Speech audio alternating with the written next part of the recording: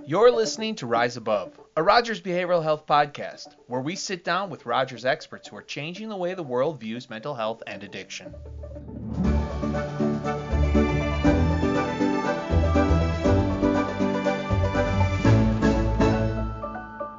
Hello, listener. Welcome to Rise Above, a podcast from Rogers Behavioral Health. Today, we have a very special guest with us, Brian Cuban. Now, Brian is an acclaimed author. He's a speaker. He's an advocate for mental health and addiction recovery. He's also the brother of Mark Cuban, the well-known entrepreneur, former owner of the Dallas Mavericks, Shark Tank investor. I'm only bringing this up because he's going to bring his name up a few times during his story, and it helps to get some groundwork on who that is. Speaking of his story, in this episode, we're going to dive into Brian's personal journey and his insights on overcoming addiction and an eating disorder, and the importance of mental health awareness overall. And with that, let's welcome him to the podcast. Brian, thanks so much for being here. Thank you, Andrew, and thank you to Rogers Behavioral Health for allowing me to participate. So let's just start with your journey. How did you become an advocate for mental health? It all started, I started out as an eating disorder advocate back in around 2007, and it all arose from my journey through several eating disorders. First, it would have probably been Ednos back then, eating disorder, not otherwise specified to start. Then I transitioned into bulimia and then dealt with exercise bulimia as a teenager moving through life. And exercise bulimia is obsessive compulsive exercise for the primary purpose of offsetting calories. And it all began dating back to growing up in Pittsburgh in the 70s at a time when no one was talking about body image, eating disorders, just forget it, right? And I was the middle of three boys growing up. I have an older brother, Mark, people may know from Shark Tank and the former owner of the Dallas Mavericks, and I have a younger brother, Jeff. Mark, as the firstborn, as you might expect, was outgoing. He was entrepreneurial, selling this door to door, selling that door to door. And I remember our printers went on strike, shutting down both newspapers. And he and his buddies, barely old enough to drive, went out to Cleveland, about 200 miles away, bought their newspapers, drove them back to Pittsburgh, and sold them on a street corner during rush hour for twice what they paid for them. So you knew what he was going to be. And my younger brother, Jeff, was a nationally ranked wrestler, beer parties, good-looking kid, jock. He also played football, and all the things that I associated with kind of peer acceptance, love and acceptance. And I was classic middle child syndrome, and I was overweight. I was substantially overweight, trending towards obese. And I internalized anything said about me in the negative and wore it as who I was as a kind of a skin-tight suit. And unfortunately, I also had a difficult relationship with my mother. And I'm going to tell you a little bit about it, but I do not blame my mother for the things I went through. There is a huge difference between cause and correlation, right? Two people can go through the exact same circumstances and go on two different roads. Sure, yeah. So that's why there's no parent blaming here. This was just part of it. Yeah. And so there was a lot of fat shaming in my household. My mom sold real estate, and every now and then she would come home during lunch, and I would go home during lunch, and I would be eating Chef Boyardee ravioli or beefaroni or SpaghettiOs. I used to love that. I don't know if they still make it. Pull it out of the can. We didn't have a can opener. We didn't have an electric can opener with the old style can opener, and no microwave. So I would stick a spoon in and be gobbling it out of the can. And she would walk into the kitchen, and not all the time, but every now and then, maybe she had had a bad day. She was upset, dealing with her own mental health issues, which were substantial, and would say to me, Brian, if you keep eating like that, you're going to be a fat pig. Now, these were the things her mother said to her, for sure. These were the things my great-grandmother may have said to my grandmother. Sure. Not an uncommon thing, right? Fat shaming in families is often passed down generationally. And my mother was dealing with her own mental health issues at a time when women could not talk about that. They couldn't talk about depression. They couldn't talk about other psychiatric issues, because this was the 70s. And to talk about that, you could risk losing your children. If you were also in an acrimonious marriage, right? And it was a stress on the marriage. So it was just something that was under the floorboards. So it was just never talked. It was just never vocalized. But not understanding these things as a 13-year-old, 14-year-old, I grew depressed and I began to eat more Chef Boyardee and more Chef Boyardee. And I became an even bigger Brian than I was. And as so often happens when kids change for what other kids perceive in the negative at school, for me, it was started in junior high, middle school for some, you'd call it middle school for some people. The bullying increased. I was already being bullied because I was heavy, but the bullying got worse.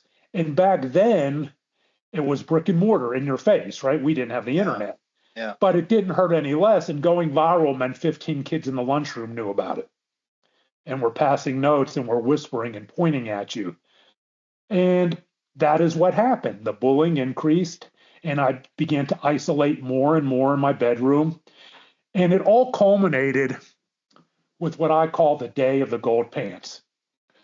So this was during what, I don't know if you remember, if you have heard of the disco era, the mid 70s. I was a freshman in high school. So Saturday Night Fever, John Travolta, the crazy dances, the crazy clothes, right? Yeah. So if people are too young for this, you can go back and Google the disco era. And my brother Mark taught disco in downtown Pittsburgh. And he would come home with these bell-bottom pants, platform shoes, which was the dress, dress of the era, and unbuttoned collar down to his chest. And one day he walked into my bedroom, which is where I spent most of my time, and he was holding this pair of shiny gold bell-bottom satin disco pants, bell-bottom. And he said, Bri, he called me Bri, do you want these? And I said, sure. And I grabbed him. I love my brother. We're very close then. We're very close now. And I decided I was going to wear those pants to school. But the problem was Mark wasn't a big guy. Those pants fit him fine.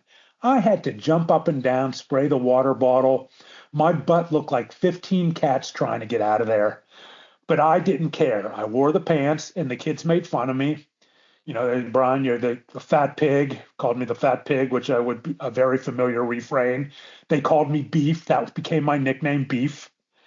And then, you need to go to Sears and get a bra for your man boobs.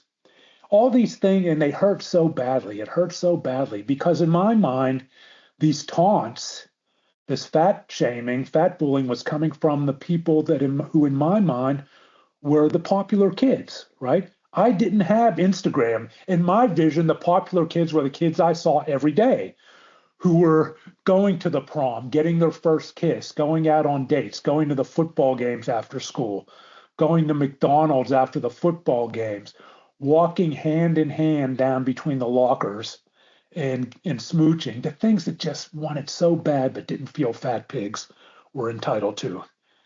And it all culminated one day after school. I'm walking home with these kids. There were 4 guys. I'm wearing my shiny gold bell-bottom disco pants.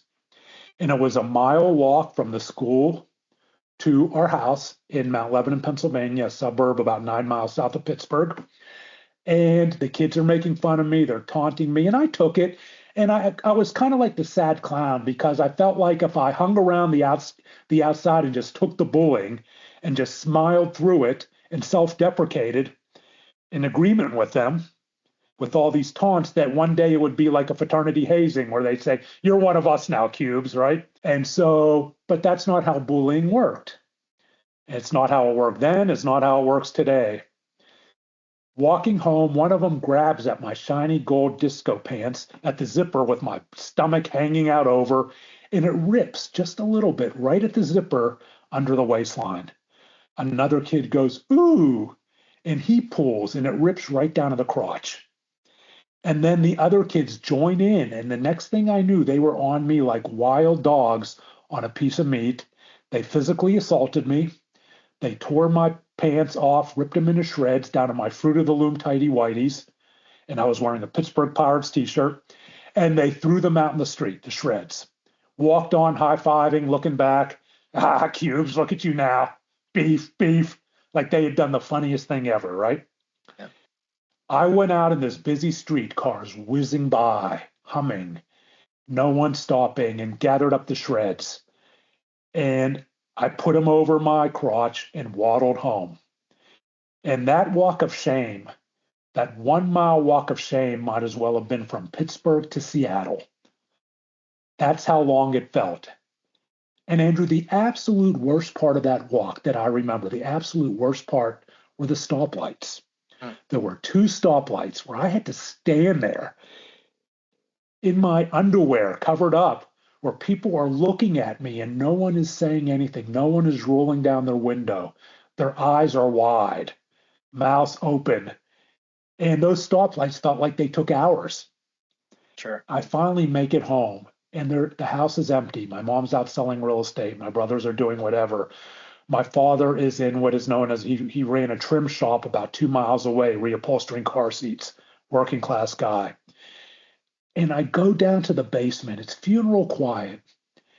And as I walk down to the basement, the stairs squeaked. These old blue wooden stairs, they squeaked. And I had never remembered the squeak before. It had never really registered. But every squeak felt like a gunshot that rippled into a pond, that rippled out. You know, if you throw a rock into a pond, or the ripples of water, where my shame rippled out to my brothers who were going to say, you can't stand up to bullies. That's not what they would have said. They would have said, let's go. Who was it? You know, let's go find those guys. Who would have rippled out to my mother, would have said, I told you so. She wouldn't have said that. My mother loved me dearly. Would have rippled out to my father, who was, you're not a Cuban. He wouldn't have said that. He loved me dearly. But in the mind of a 13-year-old boy, it was also real. All that projection, that fantasy of shame became reality in my mind. And so I found a waste can, pushed aside the Chef Boyardee cans and the newspapers, and buried those shreds, hoping they'd bury my shame, hoping it would never be brought up again. Mark would never ask me what happened to his pants, and that would be the end of it. But that's not how trauma and shame work. Shame threads, trauma threads through life, and they have a way of boiling over at times when we least expect it, and we don't know that's why it's happening. Because I've compartmentalized that shame and told myself I'm over it. Don't want to think about it. And so in all these destructive behaviors, you know, as you go through life, especially as a teen, as a young adult, pre-therapy, you may not even understand that is what is going on. And that, Andrew, that is the first time in my life that I remember looking at my reflection, whether it's the bathroom mirror, the mall window, or the car window as I was getting in, and seeing a fat pig who would never be loved, never get married, never have a girlfriend, and wasn't worthy of any of that regardless. We talk about snapshot moments in our life. That was it. Yeah. That is how it all started. And now, can I say it was that and not another? You know, again, cause and correlation are different, but that's what I remember when we talk about, you know, bright line moments. That is, I could go to that spot in Mount Lebanon, PA, and show you exactly that point on the sidewalk where it happened. Right. And so I went through high school really isolating with very few friends. I really learned how to exist in my bedroom. And I was very happy to move on from high school and get away and go to college because I would be able to get away from all those people. I would be able to maybe reconstitute my life, you know, have some friends. And so I went on to Penn State University, and it was about 150 miles, State College, PA. And my father drove me. And as luck would have it, half the people I knew in high school, a lot of the bullies went to Penn State as well, because that's where everyone went, you know, when you were from Pittsburgh, right? Great. Yeah, and great. So it was the first day of college. I was living in a dorm with 3 other guys, and my father was helping me unpack, and I'm looking out this rectangular window out into the dormitory parking lot. And it's this crisp, cool day. Leaves are falling on the cars. People are talking to each other. Parents are pulling out luggage and trunks, and everyone looks so excited. And I make eye contact with this curly brown haired girl. And I start sweating profusely. And in a matter of about 5 seconds, I imagined my entire life with this girl. Because in my mind, she's interested, right? We make the eye contact. Right. I imagine that we're going to get married, we're going to date, we're going to get married and have 2 1/2 children, all in a space of 5 seconds. And then in another 2 seconds, this sickening feeling enters my stomach like a overinflated beach ball. It wasn't a smile, it was a smirk. She looked at her friends, looked back at me, and made a megaphone mouth with her hands. Ugly, ugly. Oh, yeah. Damn. And now I'm not the first kid to have a nasty thing said to him, right? Another kid would have, it happened then, it happens now. Another kid might have said ugly back. Another kid might have given her the finger or the elbow salute. Another kid may have just let it roll off. And it's not her fault either. And because the environmental variables that we go through life are in the millions. But what I remember thinking at that moment was, you know what? She's right. I am ugly. I am. She is absolutely right. I don't blame her for stating the truth. How can I not be ugly? How can I not be ugly to this girl? How can I not be ugly to the people I want to make new friends with who are for sure going to reject me because I am? How can I not be ugly to the bullies or to my mother or this and that? Well, I need to lose weight. If I am thin, I will no longer be ugly to this girl. So I began to restrict my food intake. And this was 1979. And restrict and restrict and restrict. I began to starve myself, intentionally skip meals in the cafeteria. And the weight began to come off. And this was at a time, this was before anyone was talking about eating disorders.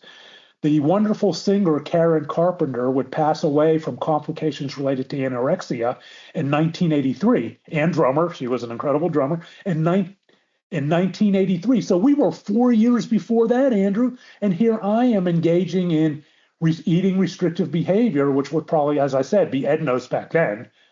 I know there's a different definition for it now, but and the weight started pouring off. But you know what? Every time I saw my reflection, you know what I saw?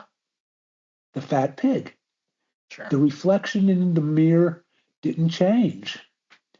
And I transitioned into bulimia, binging and purging. And every time, because I was literally starving myself, and one day I just couldn't do it anymore. And I went in and I binged at a local pancake place, and I began the behaviors of bulimia, and I camouflaged it in the common bathroom, and it became recurrent behavior for me and very self-normalized behavior.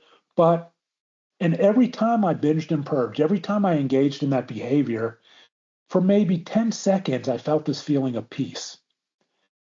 I felt this feeling like everything was going to be okay, that the next day I would be accepted. The next day I would be quote unquote normal.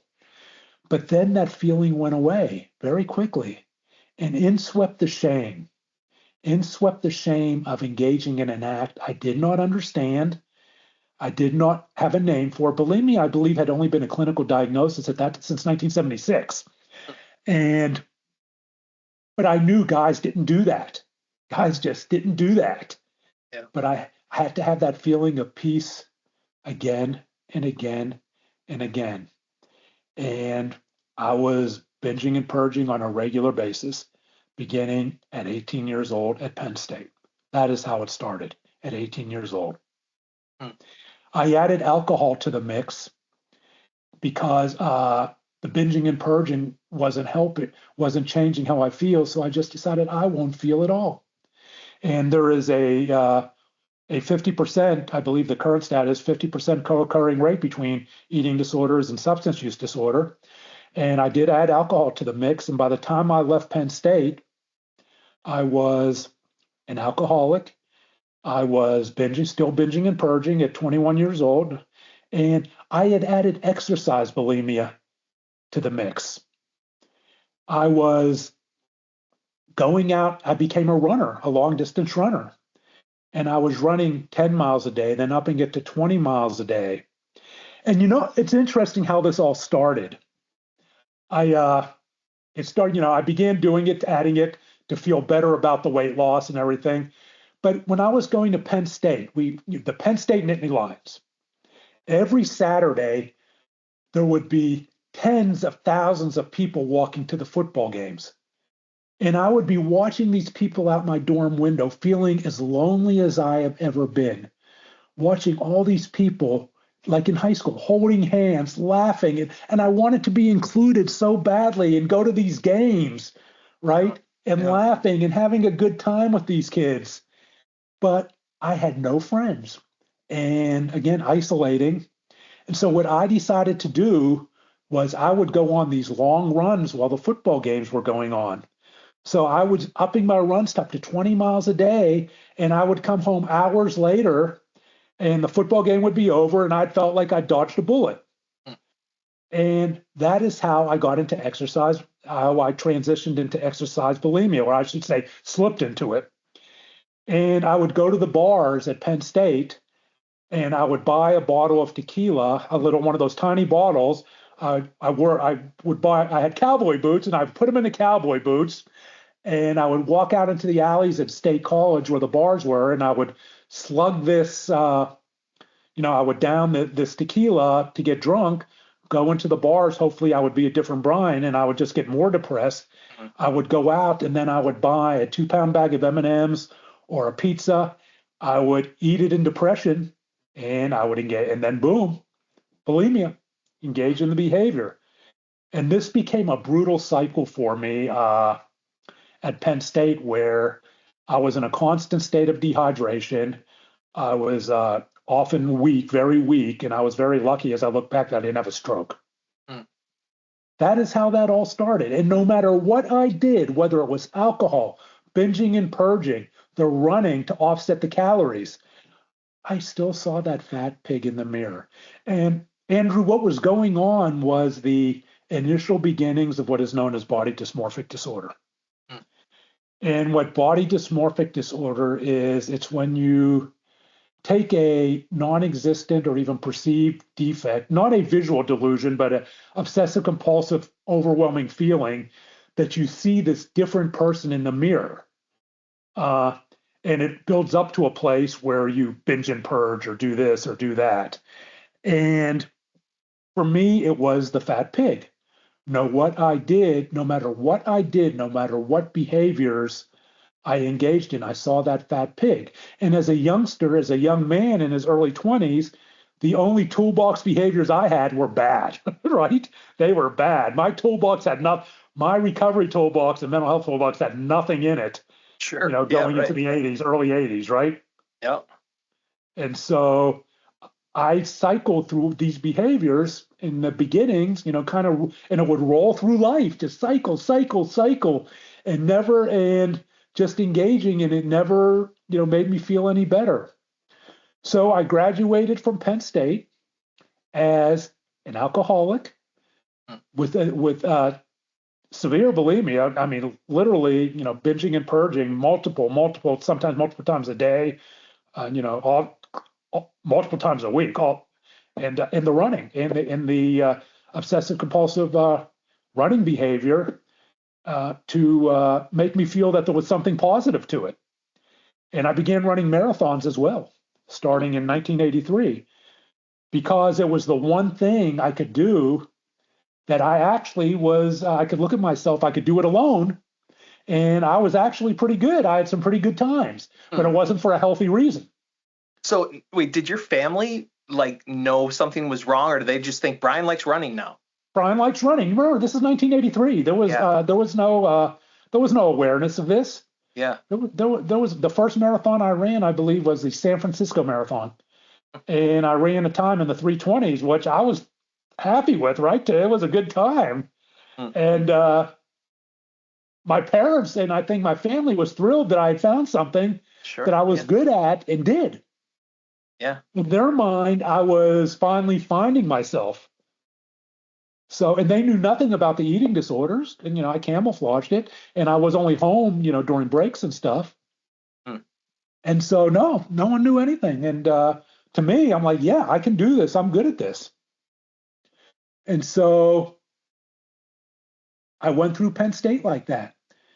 And we will be right back. Everyone deserves a chance for recovery. That's what drives Rogers Behavioral Health Foundation. They're helping people get the mental health care they need, from covering treatment costs for those in need, to building clinics where care is hard to find, to funding cutting-edge research. They're making real change happen. And guess what? You can help. Head to rogersbhfoundation.org and be part of creating a future where mental health and wellness thrive. And now back to the interview. I wanted to be a police officer. I was a criminal justice major, and I'm sitting in the office going through police officers' jobs, and this is in State College, and there are two guys next to me who are in my major, and they're talking about going to law school. I stop looking and I start listening. I'm leaning in, right? And I'm thinking, you know what?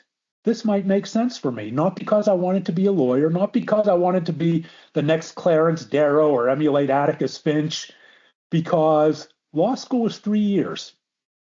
I could go to law school, not have to go out in the world, and I can engage in the exact same behaviors that I had ownership of, right? My eating disorder belonged to me. Yeah. My eating disorders belong to me. My alcoholism belonged to me. And if no one was going to take them away from me, and these things were tools of, dysfunctional tools of survival to me. Sure. Right? Because I was existing just at the tip of my nose, not looking 3 years down the road, like graduate law school is 3 years, not looking to a career. I was looking just at the tip of my nose. And these behaviors, you remember Snoopy and Linus carry around his little blanket?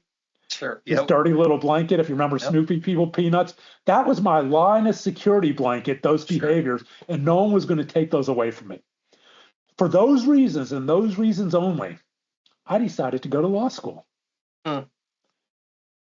So I got into the University of Pittsburgh School of Law, and I walked into the law school. Now, this is 1983, so I'm 22.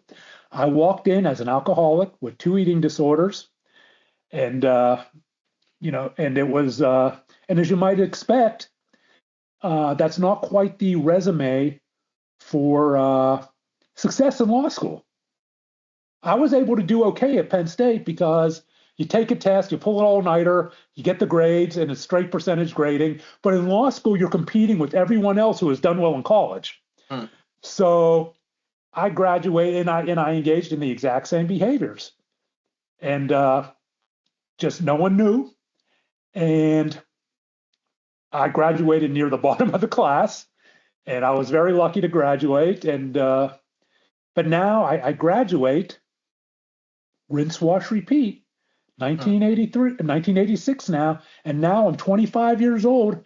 I'm graduating law school as bulimic, exercise bulimic, now with, body dysmorphic disorder. I had no idea what that was. Right. But looking back, right? And I have to make those same decisions. What am I going to do with my life? I wasn't a good law student. So I decide that I'm going to move to Dallas, Texas, summer of 1986. I took the Pennsylvania bar.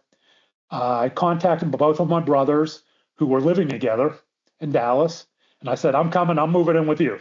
Come on down. So I took a Greyhound bus to Dallas. My older brother, Mark, met me at the Greyhound bus station, and I moved in with him. And it was like throwing gasoline on a fire because they're out young, they're dating, they didn't do drugs, but they're going to parties, having a good time. And so I fit right in, right? As my drinking escalated, my binging and purging, I didn't know what eating disorders were. Mm. And then in the summer of 1987, I discovered the one thing that allowed me to finally look in the mirror and love myself for the first time in my 26 years. I discovered cocaine. Mm. Mm. I discovered cocaine. I did that first line of cocaine in a bathroom in a nightclub in Dallas, Texas, the summer of 1987. Looked in that mirror, Andrew, and I loved myself.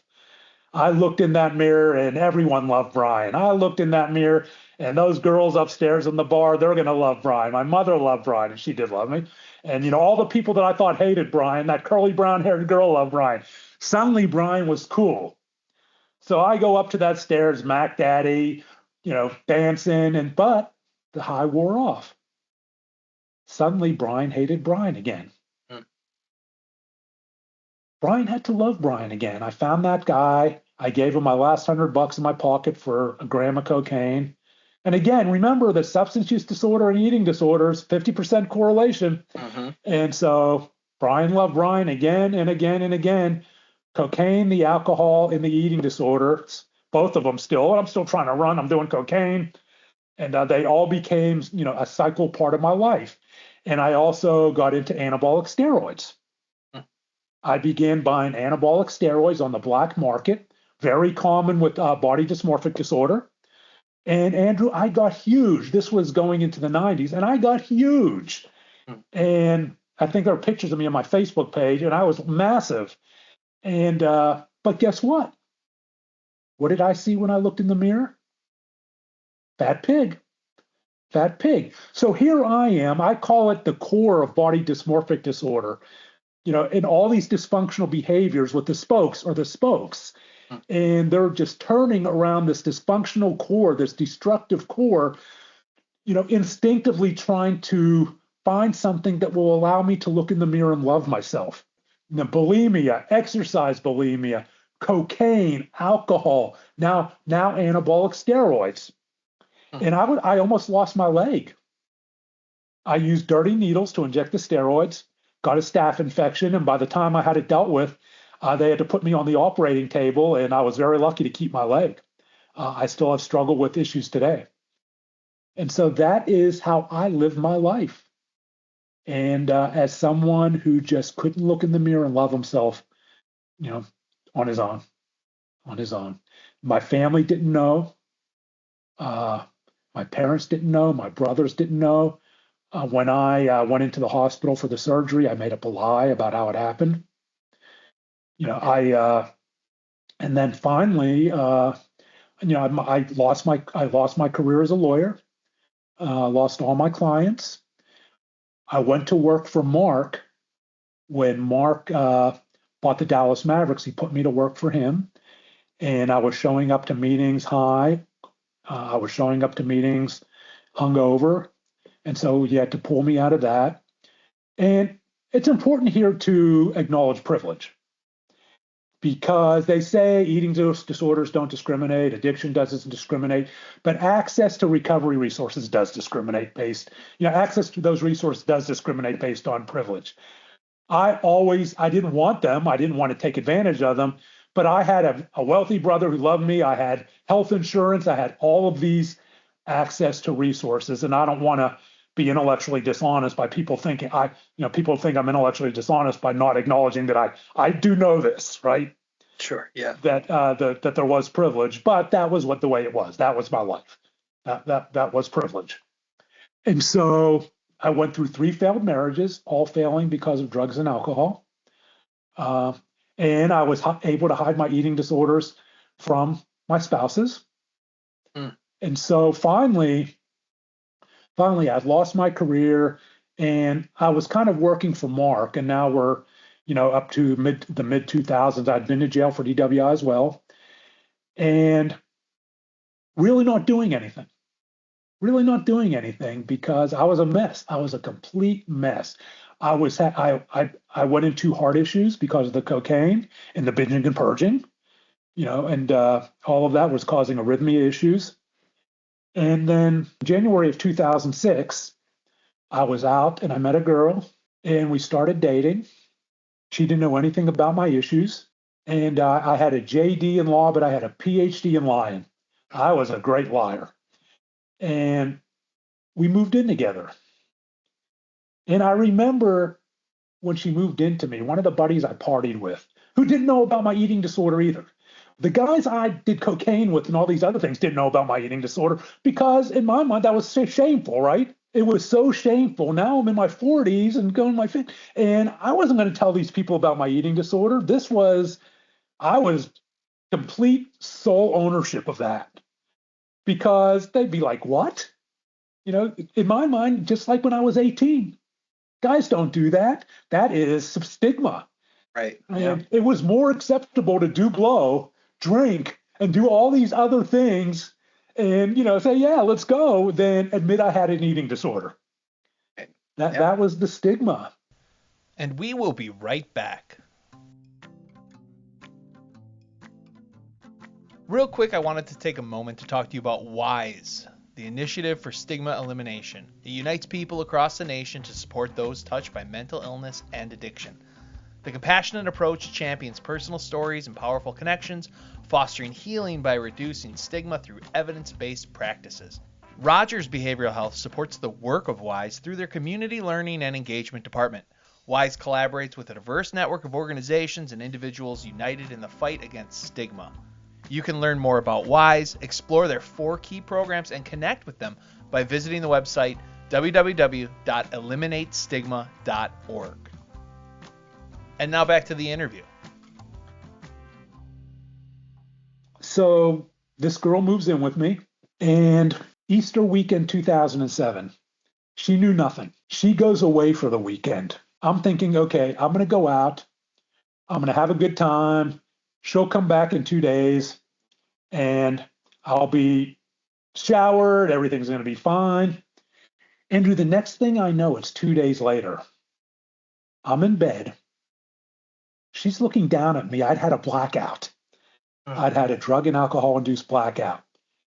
And there's cocaine scattered everywhere. There's Xanax. I was also using black market Xanax. And she's looking, she's a lawyer as well. And she's trying to figure out, I think, if she walked in the right house. I'm trying to figure out what lie I can tell, getting my senses to explain this Law and Order episode, orgy of evidence, that I just might not be the person I represented myself to be. Right. Yeah.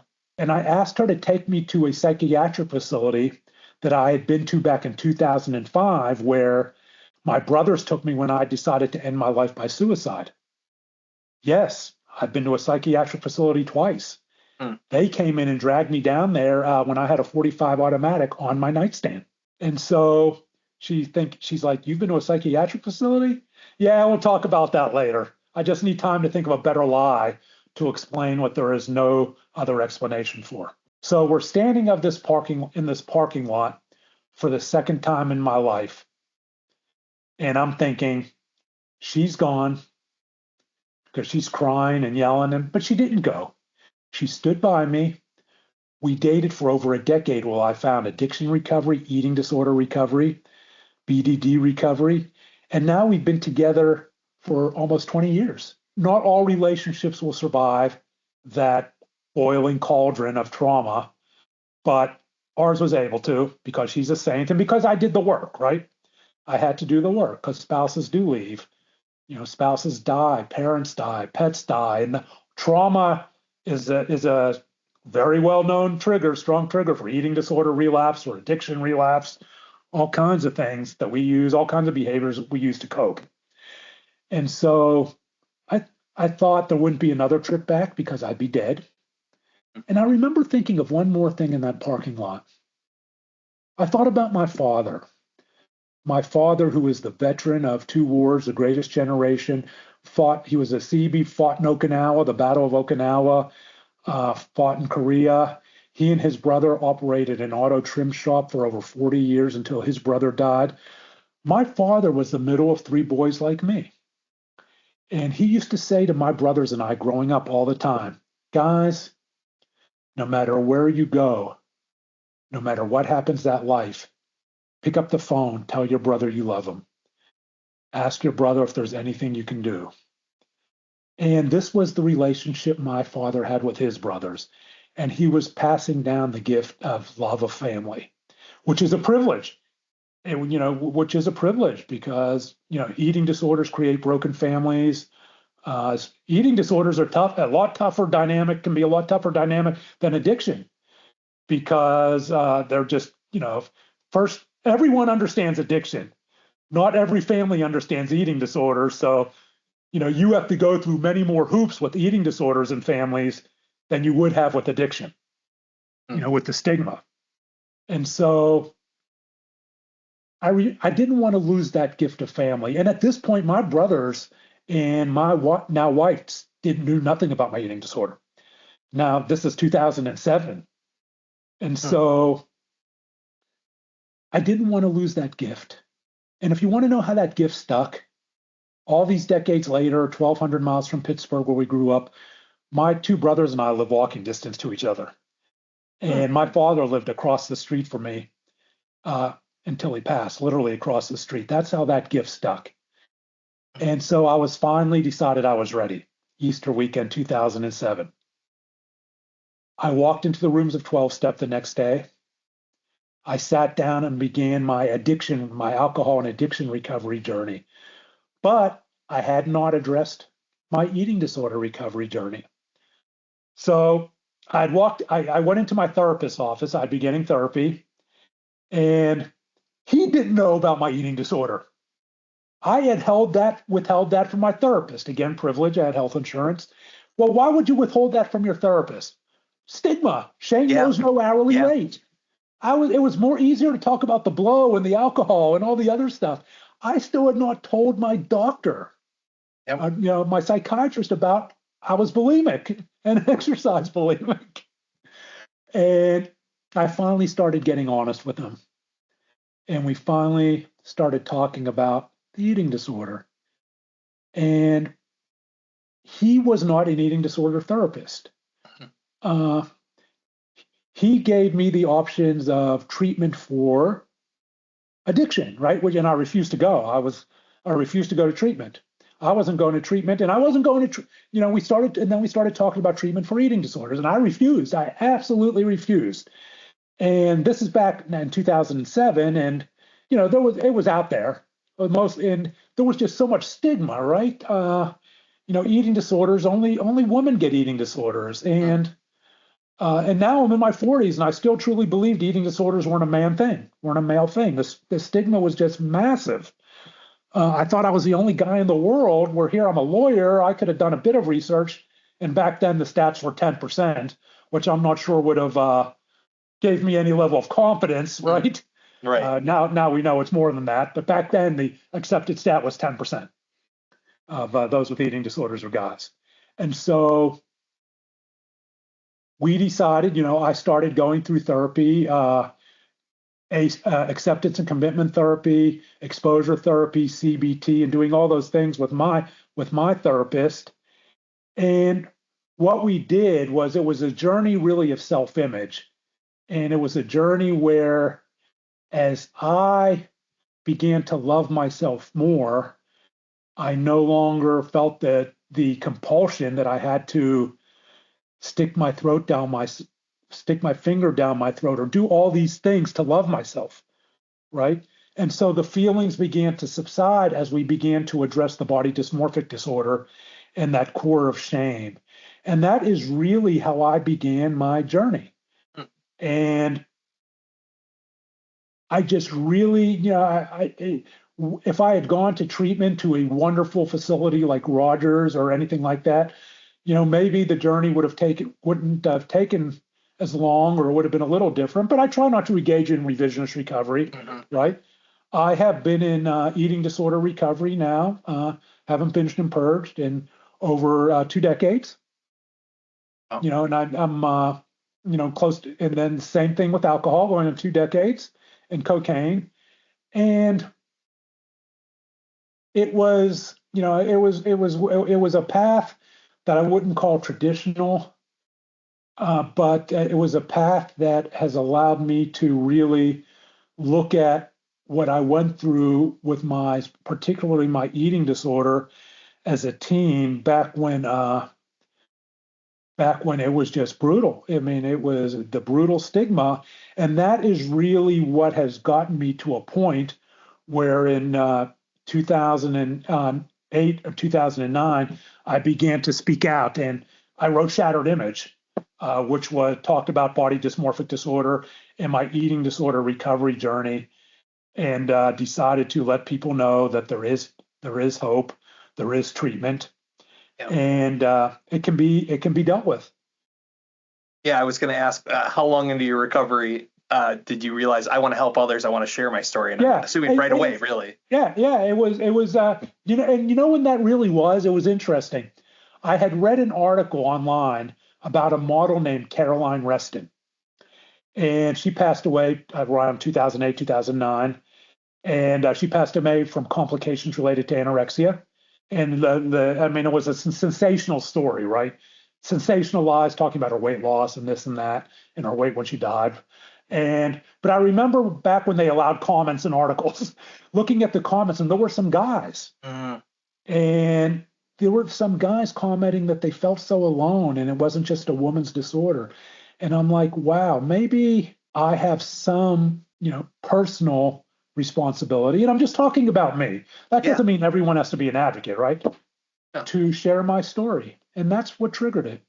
And then I guess just touching on the stigma, because you've said it a lot. I mean, men and eating disorders. Do you feel like it's improved at all? It's been an interesting journey because I'm 64 now, right? Yeah. And so I am not. I think it has improved, but the stigma has switched to other things. I mean, we know now that more guys get treatment, although we wish more would. And now again, we have like Rogers. We have people that have specific male treatment. Back when I was going through this and educating myself, I mean, Rogers was one of the few that had a male that had male beds. Sure, So back when I started in this, you would be lucky to even find eating disorder treatment that even, you would go through the female model, right? Mm. And so that has evolved. Yeah. And so, Rogers had beds for males, had a male treatment program. And so the stigma was just, it has improved, but I think we have a long way to go still. But maybe it's because I've aged to a different place. There's a lot of stigma for older people, and we know that there are people who specialize in eating disorders for people my age and middle age, because we know eating disorders can become very treatment resistant as people get older.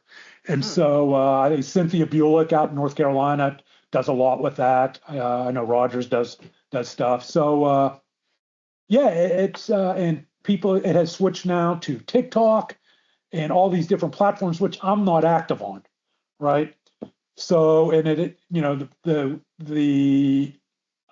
the obsession with muscularity and different things like that has changed based on the mediums in which they are expressed. And so, I would be I don't want to put a number, put some kind of percentage on stigma on where we are and things like that. Sure. Because I think the forums and the mediums have changed, and there are people who probably know more about it than I do. But absolutely, there is still male stigma. I still get emails from males quite often who don't want to talk about it publicly, and and are upset that there isn't more done. So you've kind of become a support system for others. Yeah, I do. I try. Yeah. Anyone comes to me, I can give them the benefit of my experience, right? Sure. I am not, the only thing I am an expert in is my journey. If they are looking for resources, I will give them the resources. I will help them for resources. I'll give them the benefit of my journey. But I leave that to therapists, to people who have Sure. the letters after their name. Well, I was going to ask though. Other than JD. I was going to ask about your support system and how important they were for you going through your journey. My support system, the support system that came around me when I put out my story became very important. I went to my first NEDA conference, and that's where I really started to meet, National Eating Disorders Association. I know the structure's a little different now, but back then they had a lot of conferences, big conferences. So I went to my first one, and that's where I started to really interact with people. I'm like, wow, there is a support system of people, males and females and BIPOC and all the different gender roles going through eating disorders. And that was very helpful to me, knowing that there was a support system of people who absolutely understood the process. So what's next for you? What's in your future? What are you looking forward to? I still write. I write about mental health. I write about eating disorders. I have a blog. It's on my page at briancuban.com. I still I've ventured into novels now, but I still go out there and I speak. Right? I speak, and I'll be speaking at the Rogers Behavioral Health Annual Gala, and I still tell my story because if one person can find treatment and find recovery because of something I said, and that's uh, that's that's a win, right? Yeah, That's a yeah. win. I'm Jewish, and there's a phrase called tikkun olam. It means changing the world with social good and acts of kindness. So if I can, by sharing my story, an act of kindness, I think, and people can categorize it however they want, but if that is an act of kindness and one person gets help, that's changed the world, at least my little corner. Speaking of help, what advice would you give someone who maybe your story resonates with them? That reach out to someone, because there are resources, there are people, and I totally get the aloneness. I totally get the isolationism, but there are all kinds of resources, and there's all kinds of love and support and resources. And a lot of times, and maybe it's family, it's just about education, right? It is just about education. And today, unlike when I was going through it, the education opportunities are there. And there may be resistance because resistance may come from because people just don't understand. And now we have the opportunities to understand. So reach out. Well, Brian, thank you so much for sharing your story and everything. I really appreciate your time. Anything else you wanted to add? No, thank you for having me on. Thank you to Rogers for allowing this. And I'm always happy to share. I'm always happy to let one person know, whether it's eating disorder or addiction, recovery is possible. It'll look different for everyone, but it is possible. Thanks again. Thank you. Recovery is possible. It's a message that we talk about a lot on this podcast, and we talk about it a lot because it deserves to be said, and it's true. So thank you again for joining us. I hope you enjoyed hearing Brian's inspiring story, and I'm excited to announce that he is going to be the keynote speaker at this year's annual Rogers Foundation Gala. This year's theme is More Than a Body, Reclaiming Identity and Wellness, and the event will challenge stereotypes and start honest conversations about eating disorders and body image, emphasizing that healing is powerful and possible. The foundation is honored to have Brian Cuban as their keynote speaker. Don't miss the transformative event, December 7th at the Harley-Davidson Museum in Milwaukee. And thanks again for listening to Rise Above, a podcast from Rogers Behavioral Health. Be sure to like and subscribe to be notified of new episodes. And as always, if you or someone you care about is struggling with a mental health or substance use disorder, visit rogersbh.org for a free mental health screening. Until next time, thanks again.